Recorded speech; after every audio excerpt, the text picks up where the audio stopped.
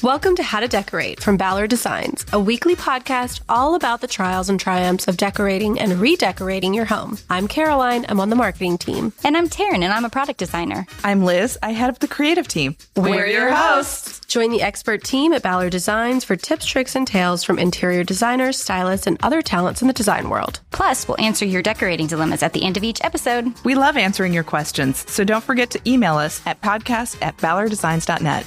Now, on with the show.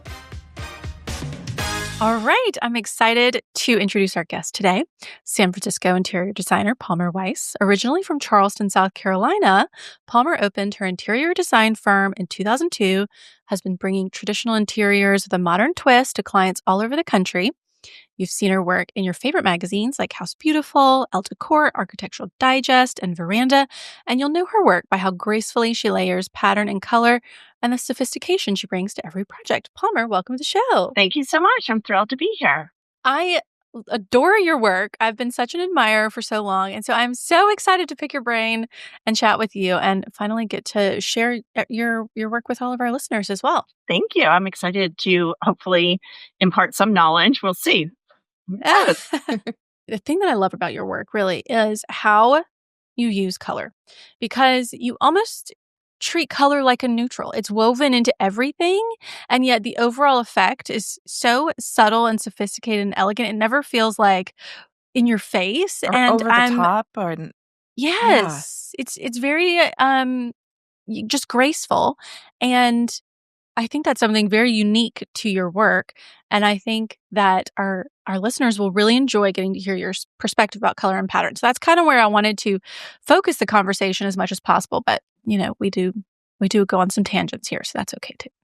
But maybe you could just start by giving us a little background about what brought you here, you growing up in Charleston, and how you found yourself on the West Coast in the interior design industry. Sure. That can sometimes take a long time. So cut me out if I start rambling. But sure, I spent my childhood, I was born in Georgia, came to Charleston via Florida, really spent my childhood in Charleston and partially in Charleston, but also partially at the beach. We were some of the original property owners out of Kiawah Island.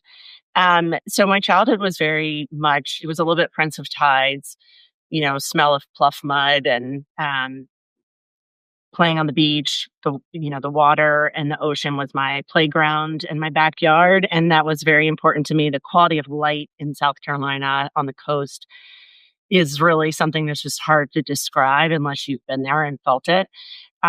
So I think that was always something that just I sort of took in from an early age. My mom was an interior designer. My dad was in real estate. So it wasn't completely foreign to me to be, playing around with fabrics and things like that. But I always say I was not one of those kids who was, rearranging their room from the time they were 5. I mean, I just wasn't interested in that. I had other interests. I was very outdoorsy and also was really interested in business. I was always sort of a little entrepreneur, had a thriving cutthroat lemonade stand, the halfway point on the Kiawah golf course and that sort of thing. So, but my road to the West Coast was sort of long and windy. I went away to boarding school in New England. I then stayed on to college in New England, and really on a whim came out to the West Coast, to visit a boyfriend, of course, as it always is, and ended up making the drive up the Pacific Coast Highway from Los Angeles to San Francisco. And at the time, I was very interested in photography. I had studied at Parsons for a summer. And I drove this convertible by myself to return a rental car for someone. And really was just like bowled over by the California coastline and the difference of the quality of light out here. And the difference of the drama of the coastline. And, 1 second I'd need the heat on because it'd be socked in fog. And the next second it'd be blazing hot. So just the drama of the landscape and the quality of the light, which was so different than what I was used to, both in the South and in New England. Anyway, I landed in San Francisco and was just really taken by it because I was always a little bit country mouse, city mouse, schizophrenic. I grew up in this sort of wild environment, but I have the personality that thrives on a city and thrives on action and, energy in a city. And San Francisco really seemed to encapsulate both of those things. So basically moved out on a whim, shipped my car out after graduation and ended up going into sales and trading, sort of investment banking. Obviously, no predisposition or pre-inclination to go into design. And then ended up going to business school in Chicago, went to New York to work for startups. And long story short, sort of my creative bent and my entrepreneurial bent kind of kept nagging at me. And I was not feeling satisfied in the more corporate financial world.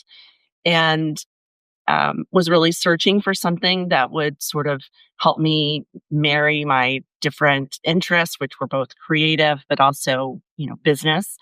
I did a brief tour at the Gap, which a lot of women in their 20s seem to do out here in San Francisco, but found it way too much of a corporate behemoth and did not enjoy that. But I'm grateful for that experience because it actually is where I came out with my first clients and sort of my first friends who ended up being more creatively minded like that. I had some friends in visual, fun, small world story. Mark Sykes was in visual at the Gap at the time, so I knew Mark, and launched my own company back in 2002. So see, I told you it was a long story. It's it's hard to condense 20 some odd years in a quick soundbite, but that's sort of the long and short of it. Wow, that is such a winding path. So what was it that made you feel the gumption to open your own business from that varied background, and just jump right into interiors?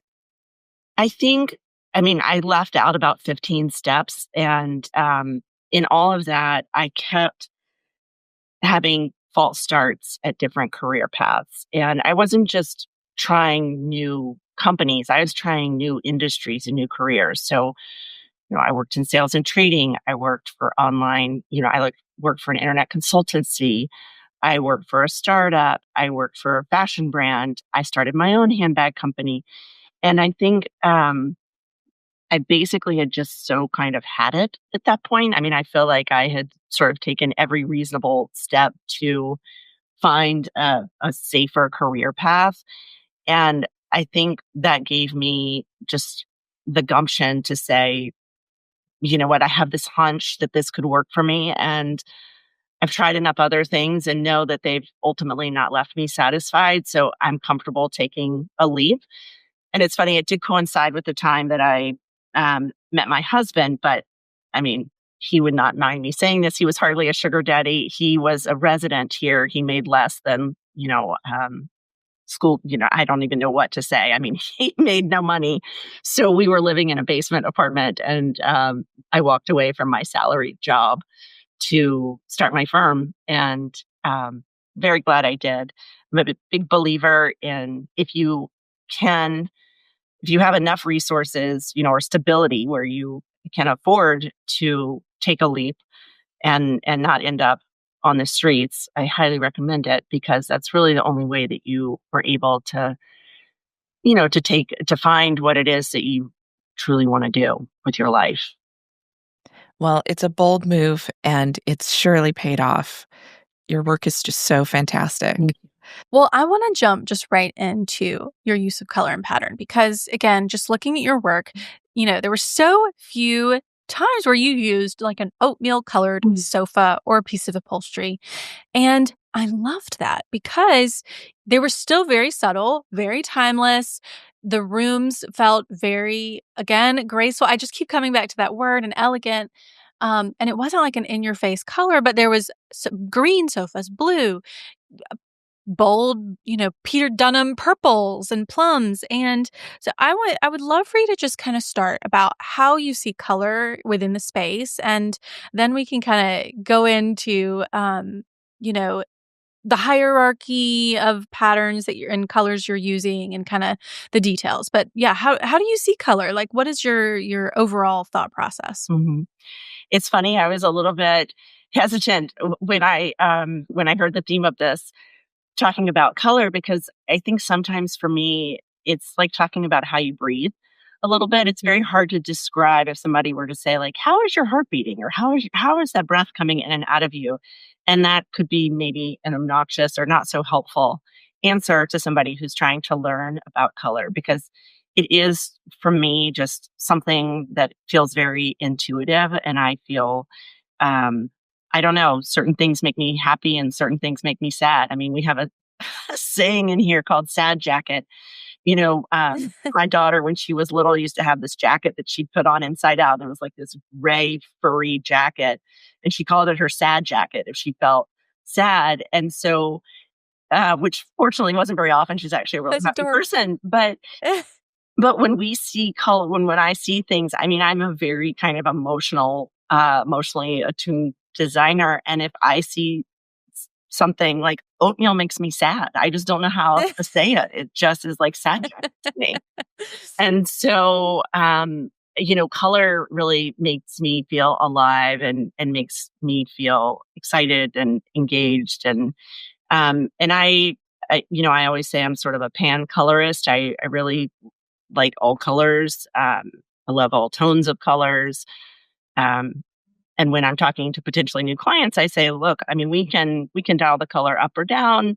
Depending on your comfort, we can dial the pattern up or down. But if you tell me you want an all white room, I'm just not your person. And somebody out there can do it and do it beautifully. And I could admire it from afar, but it's going to make me sad when I walk in that room. And I don't know how else to say it. It's just, I'm going to need to take some Prozac when I walk in there. So, that being said, I think, like I said, I talked about the quality of light in Charleston. I studied photography quite intensely and thought I was going to be a photographer. So light means a lot to me, and color is nothing in absence of light, right? Color is just the bouncing back of light.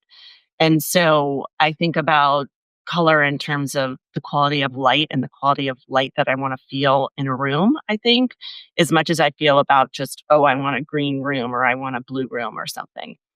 And then in terms of just how I approach color, I mean, it never comes to me necessarily like that I want to have a certain colored room.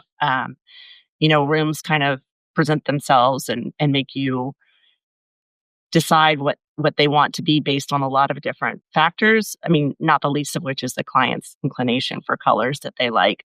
But, I'm very fabric forward. I'm very driven by fabrics, fascinated by textile design. I think there's so many amazing textile designers out there. We're living in a world and a time of just prolific boutique textile designs. And you can use any fabric as a jumping off point for combining colors. And I think that's always a great way for people who are sort of starting out to discover color and to really study a fabric and say, like, why does that work? Like, I'm looking at my wallpaper in this flower, there's 4 different shades of yellow in there with a sort of a pinky center to it, and who would have ever thought to put those colors together? But Liberty did, and it looks amazing. So you can sort of go to school on fabric and wallpaper designers as well. Well, the thing that I found so interesting is that your palettes are not formulaic at all, or they don't appear to be. You might have a green sofa but there's not a lot of green elsewhere in the room. And then, you have a totally different color and series of colors on like the side chairs. So can you walk us through like your internal monologue with what, like where you're starting with the fabric and then how, like what you're adding to it? Is it like, this has too much of this, or this is not enough that? Like, what is your internal monologue when you're working through what makes sense together? Wow, that one's the hard one. Also, it's almost like, asking a chef, like how they come up with a recipe, and it's a little bit, you're tasting it as you go and you kind of know when type thing. But I would say I'll very often start with a hero fabric or a hero rug, if you will. So if I were starting a room with this wallpaper, for instance, and for those of you who are just listening and not watching, it's a Liberty wallpaper. It's really lush and green. It's got these bright sort of yellow ochre flowers and vines and cherry blossoms, I guess it is, going through it. But in any event, I would start with that. But then what I'm more interested in is I'm interested in the secondary players in the fabric. I'm not interested in hitting the yellow that's in that flower. I mean, I am a little bit, maybe as an accent, but what I'm really interested in is like, where's the weird color on the fringes in there? There's like a little bit of a peachy orange in some of these flowers that bumps up against some of the neutrals of the branch. Like, well, what does that look like in here? So I'm more interested in the bit players in the fabric or in the carpet, because those are the most interesting to me. And I think those are the ones that when you pull them out and make them sort of dominant in the room, then you have a less formulaic look. I mean, if you take a fabric that has a bright yellow pattern to it and you put a bright yellow sofa with it, there's nothing wrong with that. But like my daughter, my kids could have done that when they were 8 years old. That's not that interesting. What's interesting is when you play at the fringes of something. And then there's also, I'm always trying to mix the masculine and feminine, the timeless and the funky. So, if I have a more traditional print as my hero print, now I'm interested in where's the weird geometric, where's the one-off abstract, where's the modern art, where is the other thing? It's all about attention to me. That's what makes something feel timeless and feel interesting. It's like, it's got a foot in the past, but a foot in the future. It's got part of it feels really feminine, but then part of it is you can't describe it because it's a floral room, but like it doesn't feel like all women hang out in there. It feels like it's got a masculine edge to it or a gender neutral edge to it, whatever you want to, typically talk about. So that's really my internal dialogue is constantly, even though I don't necessarily articulate it like that I know is what I'm constantly trying to balance. Yeah. I feel like that in a nutshell is like the varsity tip that we that we all just got. Picking out the weird color, because there's something about your work that feels, it's very traditional, but it's not at all. It really does bounce between a formality that we kind of all hearken back to, maybe emotionally even, and then a modernness for the way we're living right now. And I love that idea of one foot in the past and like one stepping toward the future. That's really beautiful. Thank you. I mean, that's the nutshell of my life, right? I mean, you can't find two more different places than Charleston, South Carolina and San Francisco, California. I mean, one is rooted in the past and is the South, and one is all about the gold rush and the new and technology and everything else. And it's, I think it's a tension that I feel in my life all the time because I am sentimental and I have, my family's all still back in South Carolina and I love it. There's so much that I love, but then there's so much about living out here that's so freeing and so different. Having a lack of, sort of ancestral duty and ties to the past and ties to this is how we do it because this is how we've always done it. I mean, California is the antithesis of that. Uh-huh. So, it is. It's how I like to live. Yeah. Well, I also love the point about not making the obvious choice, pulling out the unusual colors because you have the map with your fabric. And so that the color is going to work in there, but not always going to the main player and picking up the set. I love that idea. And I think, if any of our listeners are like about to buy, like say they're shopping for a sofa or something, and their natural inclination is to go to oatmeal. What is the... What?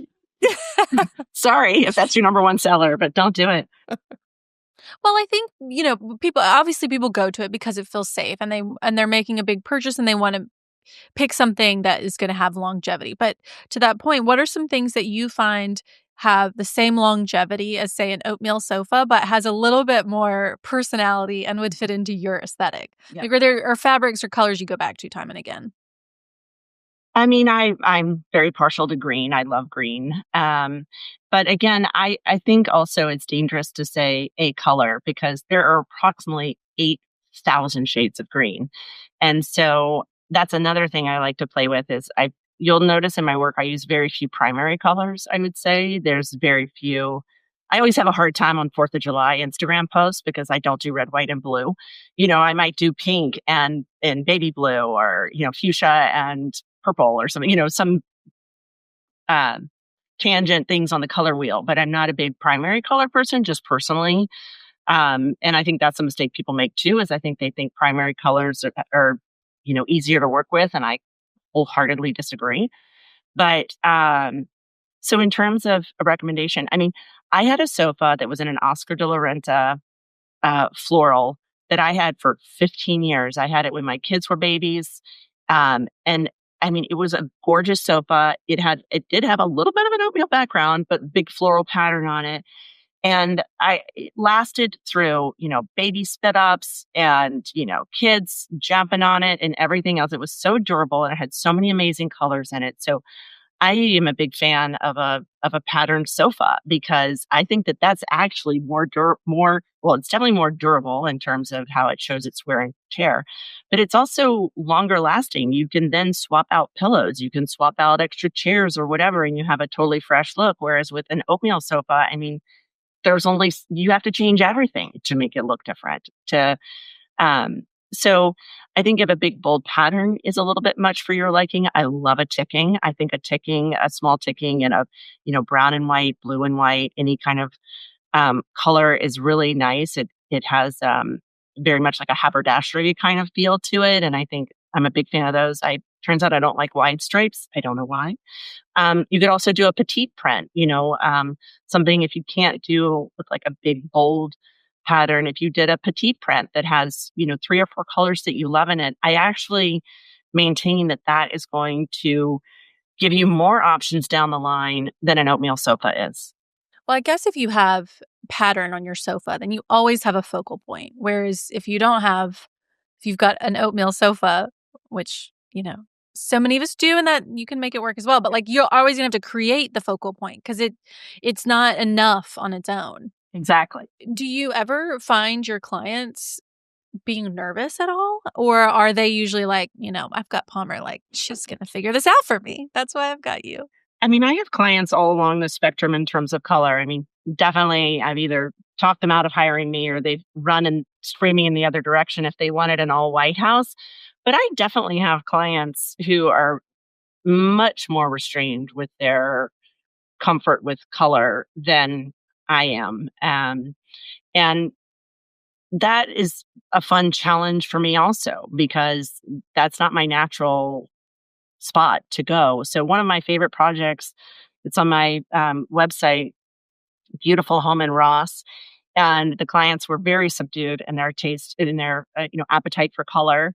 And it was a really fun project for me because it really pushed me to play more with some sculptural furniture pieces, or have to reach a little bit more with the art and the art consultant. And that was a fun challenge. And ultimately, I'm really happy with it. Ironically, they're longtime clients. They've since come back to me and said, we wish that we had let it rip a little bit more with color. And so as their dogs and cats have destroyed things in their house over the years, they are dialing it up big time because, and not everybody has that opportunity to get a mulligan or a 2.0 version of their house, but these guys do. So I think people get more comfortable with it as they go. But I've got people all on the spectrum in their love of color. Well, I absolutely loved that project. I mean, I think that was a great example, just even of the living room did actually have a little bit more neutral, but the neutrals were like on the blues. They were sort of more on the blue. It was like blue but gray, I guess. And I did spot a little piece of Ballard in there. A little Miles Red console table, I think. Maybe. I love some Ballard. Yeah, there were a couple where I was like, okay, know the products, so I tend to spot them like Waldo. But yeah, so that was one of the living rooms that it's almost like there's color even if it doesn't read as color. Right. No, I agree. I agree. That one, there were some grays, but the grays had a blue to it. And even the solids in the room were sort of a strié solid with maybe a silk component to it. So when the light hit it differently, it changed color. And so there was more play with, materials and things like that. Ironically, that is one of the rooms that the dogs and cats ruined. And I just put a crazy bold chevron carpet, or area rug in that room. But it still feels like them, and it still has all the components from before. All we had to do was swap out a few pillows and things like that. But but it is fun when people start to get more comfortable and when people want to be pushed. Yeah. Is it hard to revisit a design you've already done, or is that fun? Yeah. It's fun if it's for the right reasons. It's fun if it's not because they hate it or something. This is true. I mean, I'm sure that doesn't happen. Well, I think, look, we're all human. And I think I'm getting more techie, I guess, but I'm a little bit old school and I don't love to do a lot of renderings and things like that. I think that part of the magic is in taking the leap of faith together and dreaming a little bit and not knowing exactly what something is going to look like when it turns out. There's a little bit of magic in that is necessary. But every now and then, you can have somebody who says, well, wow, I really pictured it this way and it looks this way. But that's rare, fortunately. But I don't mind revisiting it if we've evolved and I have clients that I've worked with for 15 years, and so their daughters who started off in a little cute little bunk bed are now at Harvard. And so they don't want to come home to the cute little bunk bed. So, so that's a fun revisit. It's a fun revisit if, or if it's just a chance to spice things up because it's wear and tear over the years. What I really don't love revisiting is when people see homes and furnishings as more like fast fashion and they just sort of want to throw it out because it's last season. That is, I find, very upsetting and not very rewarding because I am, I mean, I'd be hard pressed to call myself a, conservationist or a environmentalist, but I really don't like contributing any more than we absolutely have to landfill and things. So that's not a fun reason to do it. Yeah. Well, the family room in that Ross project, I really enjoyed because that it was another example of like there was the sofa sort of read as solid, but it had this sort of texture and there was a kind of tone on tone, like organic fabric. There was a stripe, and your eye just kind of floats over it. I would love for our listeners to go look at that room because the layering of the patterns is really, I think, helpful if you're trying to figure out how to add some more texture to your space without it feeling, scary, I guess. Right. Well, that one's a good example too, because that is literally the biggest sectional that either I or my upholsterer have ever made. And my upholsterer's been in business for a long, long time. It is the teal one. Enormous. Is that the one you're talking about? Well, I don't know. Maybe it's not the family room. No, that is like the teal one. There's a blue rug and like this surfboard on the wall. Oh, that are you talking about? There's a black fire. Oh, that's their back. That's their pool house. Yes, the pool house. Yeah, with like the sort of bamboo coffee table. Yes, and that's well. Tell us about the sectional then. Well, the sectional. I mean, that's one where look. If you're not a little bit nervous as a designer yourself, then you're not pushing yourself. That was one that definitely kept me up at night a little bit because you can imagine it's like the price of a car by the time you're done making something that huge in San Francisco. It's also, 100 some odd yards of teal fabric. And, you are definitely stepping out there. But I felt confident about it because, again, to me, that teal is as neutral as anything. I actually would have been scared to death had it been an oatmeal sectional because it would have looked like a huge big blob. But that teal is so deep, it sort of recedes into the back. And then whatever pillows then you put on it then can kind of jump towards the forefront and help break up the sectional. It's also, as cliche as it is, it's surrounded by windows on two sides, and this property's in Ross, and it's the most beautiful estate. It's got greenery all outside, so that teal is in the green family. So it's sort of is one with outside. So it's not, again, I would not have done red or orange or anything like that. So they love it. It's their, once they got over the sticker shock of it all and the size of it, it's their family of 5 with multiple animals, and that is where they live, absolutely live. I really love the idea of pulling colors from the outside too, when you have that many windows, to pick out a color that's both going to complement and still take center stage. Yeah, absolutely. I mean, maybe it's one of the reasons I love green so much. I mean, I've always, just loved green. I love being outside. I like, nature. I don't know many people who don't like nature, but I mean, I just, it's again, one of the reasons I live in San Francisco. I'm in the Presidio. I walk outside my door. I smell, fresh cut grass every day. So, but I think that's one of the reasons I feel like green is such a neutral. Like, you walk outside all the time and you're never like, oh my gosh, this is so overwhelming. There's so much color everywhere. It's just green and blue and brown. And so those are the most natural colors in the world to seem like neutrals. Well, that room, you have this great big teal sectional, as you've mentioned, but you have an oatmeal colored grass cloth. You've got a sort of maybe sisal or light colored wool rug. There's a like damask on the Roman shade. So is there, you obviously don't mind using neutrals, but what is it about color on the upholstery that like is your sort of thing that you like, you can't use the oatmeal on the, you know what I mean? Interesting. Yeah. I have never really thought about that. I mean, I think, upholstery is very, it's sort of the anchor of the room a lot of times. I mean, a rug can be also, but it's, it's very solid mass. I mean, your sofa is something that it's an anchor for the room. So I think that's one of the reasons. It's one of the first things my eye goes to. So that's why I don't probably want to see, a pale neutral. I also am extremely practical. And even though I'm older now with grown kids, I've come up through my entire career with young children myself. All my clients have had young children and animals. And it's just a fact that, pattern, darker, more saturated colors are going to hide stuff more. I happen to have a white lab in addition to a brown lab, so that doesn't always work with the white labs if they're allowed on the sofas. But I just think, upholstery is, I just have never had the luxury even of doing light upholstery because everybody would ruin it. Yeah.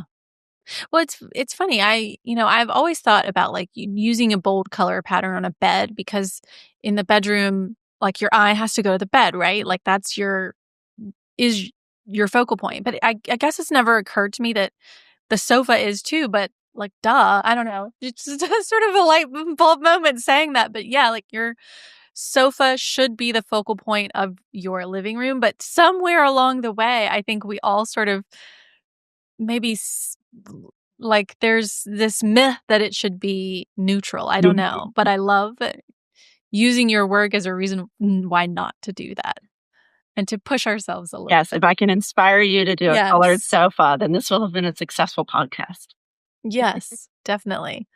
Well, okay, you mentioned your girls, and I'm curious how your kids have changed your sort of approach to decorating, or are there things maybe that you did pre-kids and post-kids that you're like, oh, can't do that anymore, like I've learned better or something? Well, I did my first installation on my due date with my first child, so I don't have a career pre-children. So I've always had, I guess, the same approach there.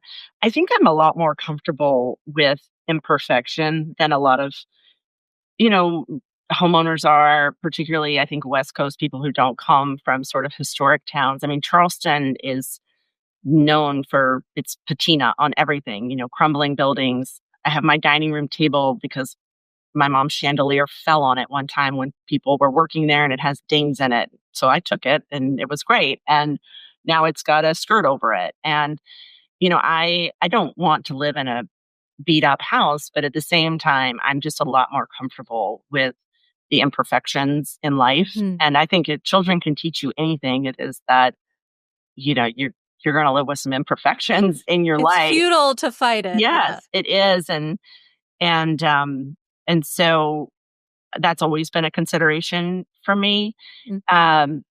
And different kids, at different ages, you have different issues. The children might care about them hitting their head on the corner of a coffee table. And then when you have teenagers, you might worry about a rager getting thrown in your house when you're out of town. And so you're just constantly evolving issues. And then you roll right into grandchildren. So, I Yep. want a home that is very livable, that people feel comfortable in. That is the point at the end of the day. I always say to my clients, like, I'm not Picasso. I'm not here to nobody's putting my work in a museum. Nobody's going to study me years to come. All that's going to matter is how you lived in your home and how it felt. And did I provide a good backdrop for you to live Mhm. a happy life with your family that made you feel good when you sat in your room and looked around at your things? Do you feel happy in your home? Did you have build good memories there? Were you comfortable with your grandkids running around it? That is the point of it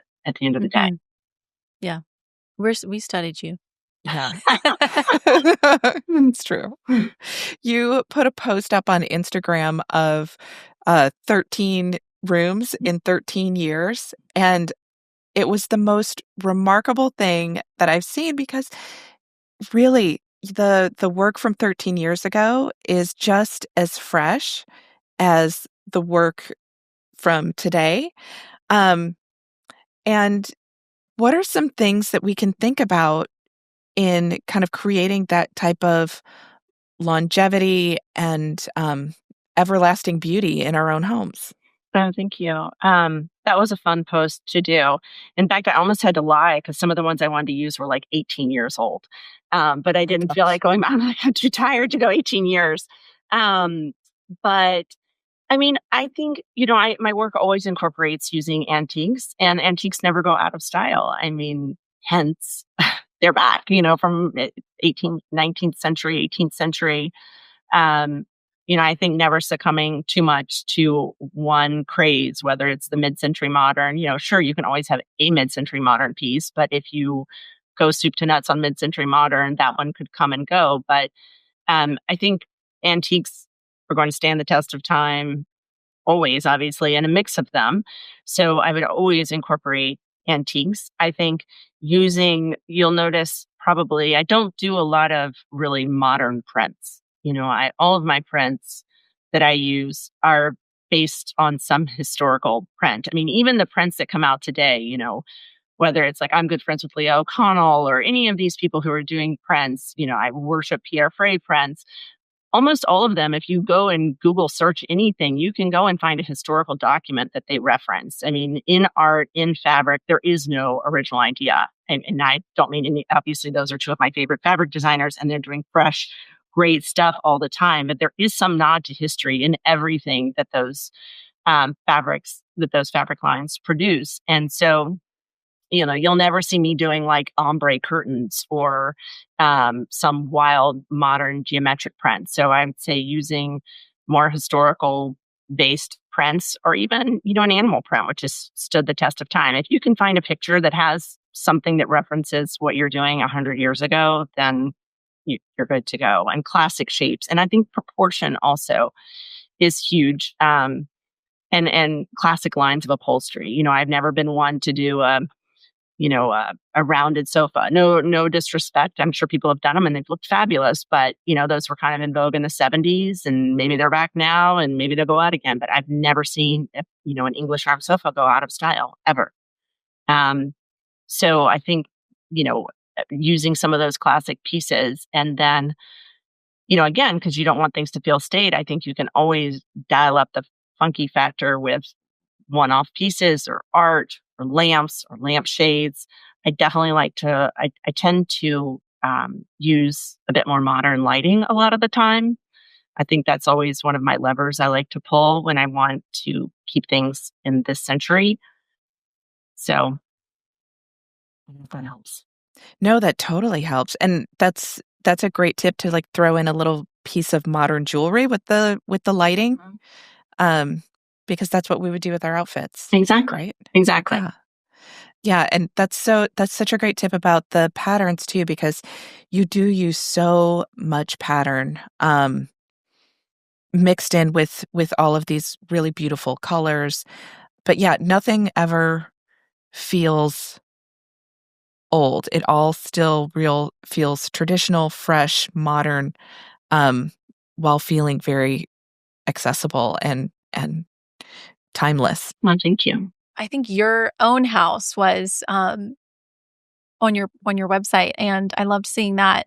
I was curious if what sort of pieces maybe you brought with you. I loved hearing about your mom's dining table because the chandelier fell on it. Are there any other pieces that you've sort of brought in, and can it be challenging to use?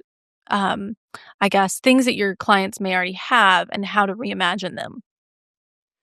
Yes. I mean, I have a funny story with my husband who, um, when we first got married, we were living in said basement apartment, and he's a doctor. He was a fellow at the time. And I basically, when I moved in, sort of took everything that he owned and put it on the street a little bit. I mean, it's how he tells it, which is not entirely false. But his grandfather was a big artist, kind of a famous artist, but his art is not really my style. And so there is this massive painting that we've had to live with. It's huge. It's on glass. It's very heavy, which is a whole different thing in earthquake territory here. So it has been literally sort of uh, the symbolic albatross of our marriage, figuring out where we're going to put that piece and how we can accommodate it, because he bent on all the furniture, but he is not bending on that piece. And so even when we bought our home that we're in today, literally as I'm walking through the home, because it is such an enormous piece and such a statement, I was looking around like, where can I put this piece that will not cause a divorce? And if I can't find a place, then we can't buy this house. So I'm very sympathetic to finding pieces, that are accommodating pieces that are important to people. And I think, again, back to the statement about me not being Picasso and this being your home that you need to live in. You need to live in, with things that feel good to you and that are important to you. And if it's important to you, then I'm going to figure out a way to make it important to me. That said, I feel like I'm also your financial advisor, because we are going to spend a lot of money on something. And I don't like to throw good money after bad.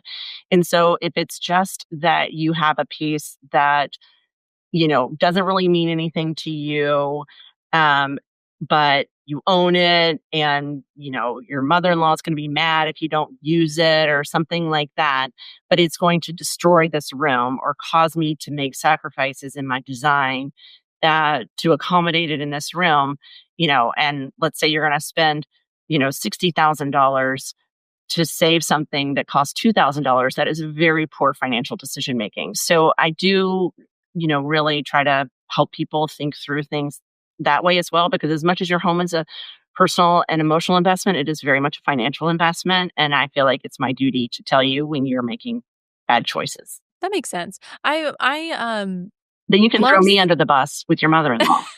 Exactly. This is my designer. I shouldn't really get rid of it. Well, no, I just loved seeing the traditional sort of element in San Francisco, because I think so many of us, when we think about interior design in California, we have this very kind of, clean, modern, kind of all neutral sort of vibe. And so it's always like such a delight to see a different, I think, approach, something that's a little bit more, traditional.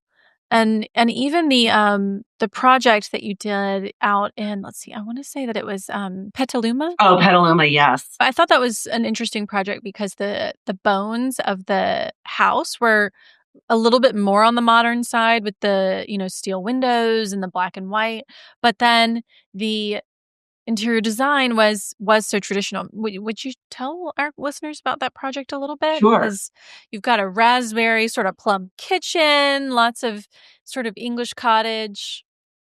That was a great project. I mean, it helps when your clients is very chic, people with a distinct point of view, which helped, inform my design. But that was a new build, but in this very, beautiful site, multiple acres, where there was an original barn.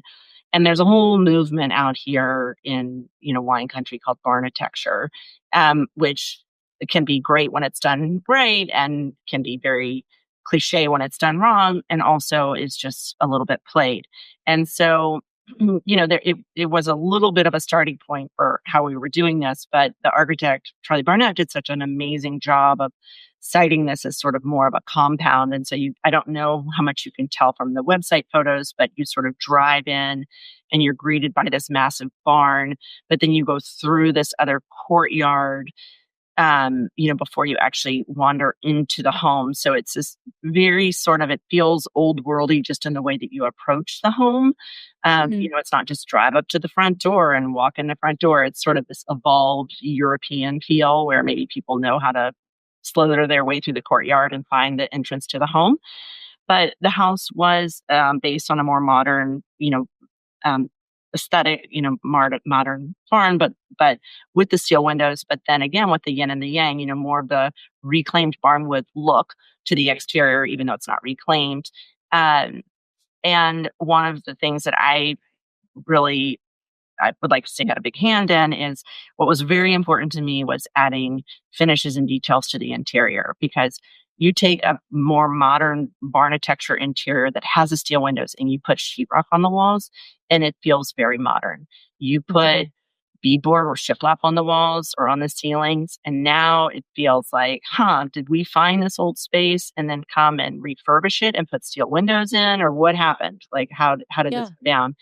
And put like the old wood on the fireplace. I mean, we put a lot of work into distressing that wood, and I wanted the paint job to be bad on it. I had to like argue with the painter. I want to see the knots in the wood. I want to see, I want you to look like you just kind of put a coat on and then took your lunch break and never came back. So, sort of seeking for some imperfection. So that was really the mantra there. And then, what's fascinating, I'm not really a student of it, but what's fascinating about like Scandinavian and Swedish design is that there is a very modern ness to that design, even in historical periods. I feel like if you look at a Swedish flat weave rug, even though it's a traditional construction, it's a maybe based on it can have some traditional elements to it. A lot of the patterns and things feel very modern, and I'm just kind of fascinated by how they walk that line. And the client was fascinated by some components of that design as well. So that was sort of a jumping off point for us. And you'll notice some of the rugs in the space are informed by that. But, the example of those cabinets, which are done in brinjal by Farrow and Ball, those ceilings are like 25 feet tall or something, 24, I don't know, 22, 25, something crazy. And, my worst nightmare is for something to feel like a big air hanger. And so you can't have one entire wall, which is that entire wall, just be white cabinetry. It would feel so sterile and devoid of interest. And so thankfully the client was with me on, putting this bold color there, playing off of the incredible Calcutta viola that we were able to find, the stone, and then, mixing in the wood elements again so that it's just not a big purplish wall. It has, those breaking points to it. And by mixing the wood, that also is something that would feel more evolved, maybe like, oh, we replaced some doors and drawer fronts, or, I used to have a wood kitchen and I decided to paint half of it, kind of thing. That color is just I gorgeous. And I love the way you use the teal stool on it, because it just jumps right off of it. And like, what a bold choice. I mean, it's tricky with these clients often ask me, I'm not a fan of open floor plans. I don't love them. I think there's been this movement in the last however many years, 30, 40, I don't know how many, but to have this open floor plan. And people love that because they think it, makes your house feel bigger or more expansive. And I'm not normally a huge fan of it because I feel like I like more intimate spaces.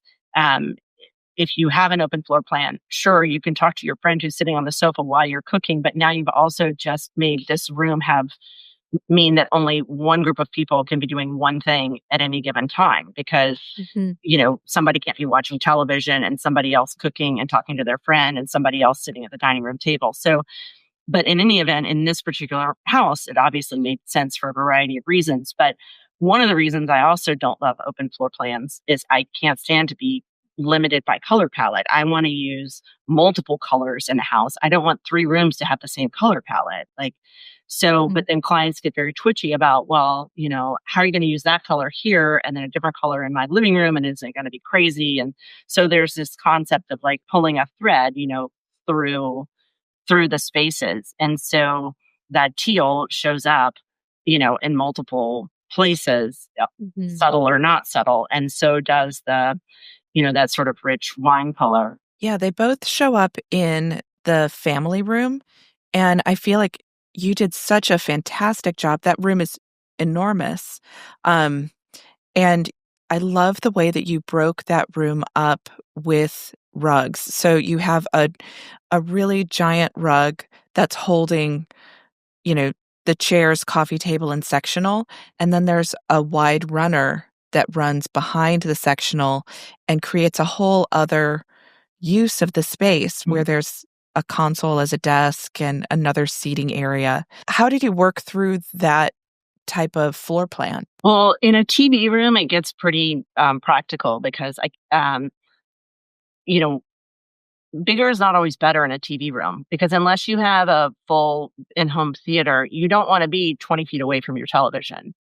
And so, I don't like to be more than like 12 feet away, 13 feet away, even from the biggest TV. And maybe that's just me with my old eyes. But, I think you want to have a gathering around a television if that's really the point of the room, which this one is a little bit. And I don't like TVs to get to be the size of the entire wall. So that gets pretty easy to do.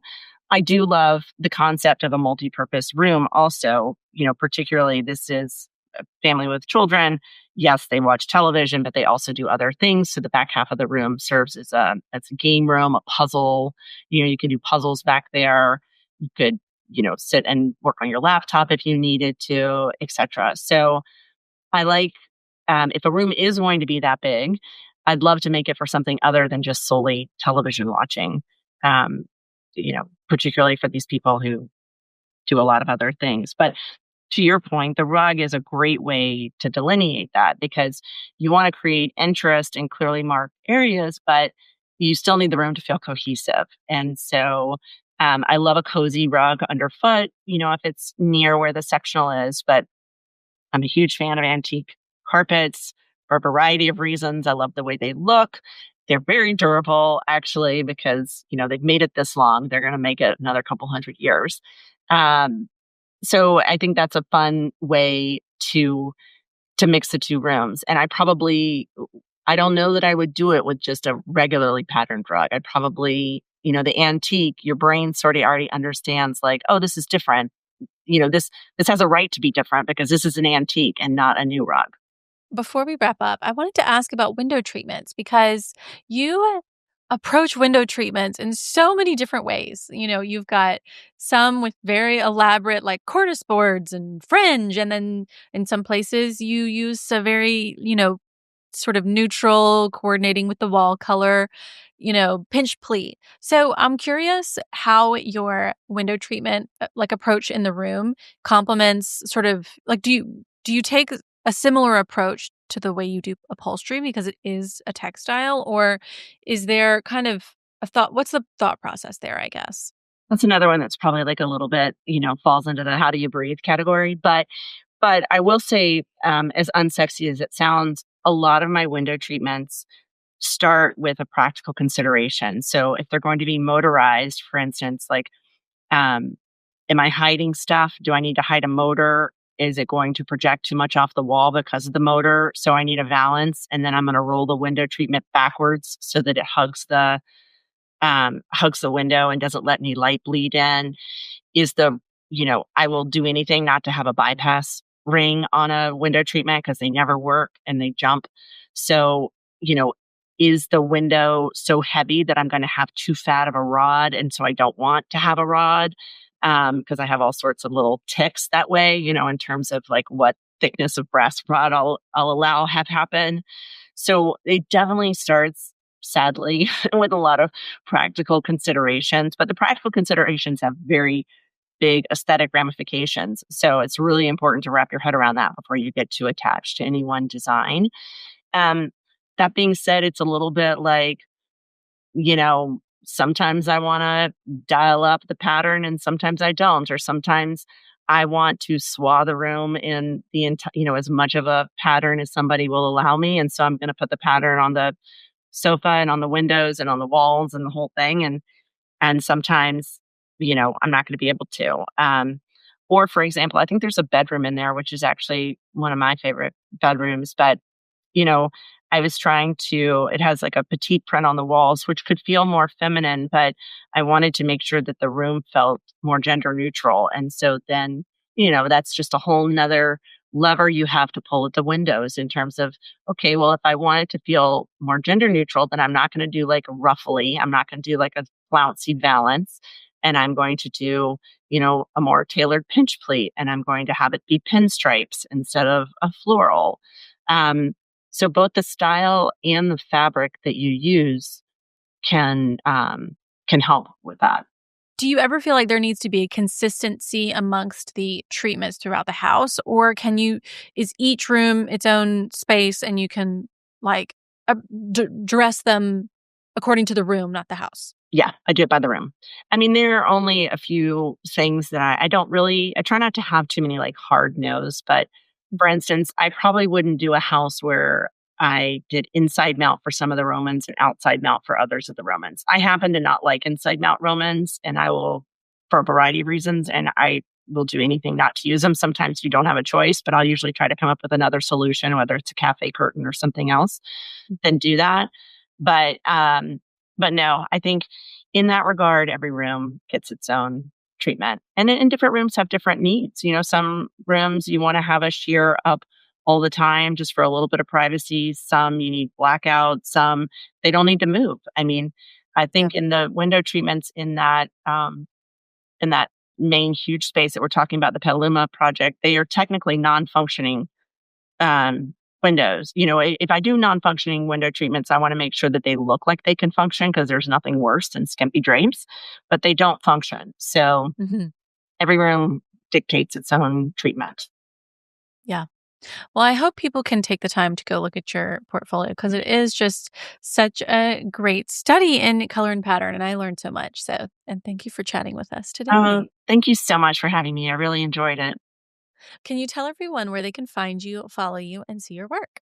Absolutely. Well, my website is just palmerweiss.com, and I'm on Instagram at Palmer Weiss, and I dabble on Threads. I don't even know what my handle is, and I dabble on TikTok, but I think Instagram and my website are probably the best.